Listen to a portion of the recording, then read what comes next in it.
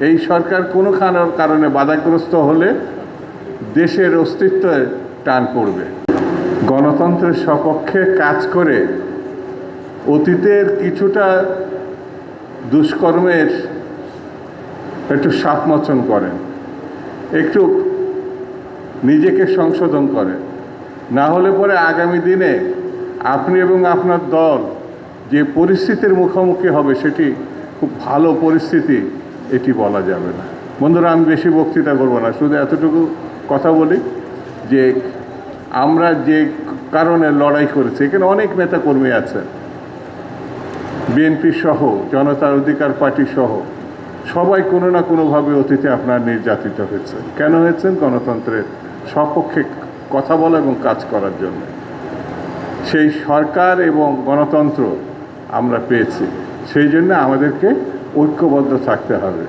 কোনো কোনো বিষয়ে ভিন্ন মত থাকবে, সমালোচনা থাকবে, গণতন্ত্রে আলোচনা সমালোচনা এটা থাকবে, কিন্তু ঐক্য ভাঙা যাবে না। ঐক্যের কোনো বিকল্প নাই। আর এই সরকার সবাই জানে, এই সরকার কোনো কারণে বাধাগ্রস্ত হলে দেশের অস্তিত্বে টান পড়বে। কারণ এই সরকারের বিকল্প সামনে কিছু নাই। কেউ কেউ অপপ্রচার করছে। তারা একটি রাজনৈতিক দলের, দেখলাম জামাতের বিরুদ্ধে সত্য বললে এরা আবার সত্যটা নিতে পারে না। আমার কাছে মনে হয়েছে 551 জনের যে কথা তারা বলেছে, এই ধরনের অপপ্রচার বাংলাদেশের মানুষ সত্য হিসাবে গ্রহণ করবে না। যে কোনো ব্যাপারে আইনের আশ্রয় নেওয়ার সুযোগ আছে।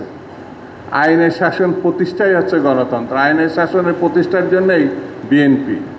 সেই জন্যে বিএনপির বিরুদ্ধে অপপ্রচার করলে যারা করবে, যে কোনো রাজনৈতিক দল, তারা জনগণ থেকে বিচ্ছিন্ন হয়ে যাবে, এটাই আমি মনে করি।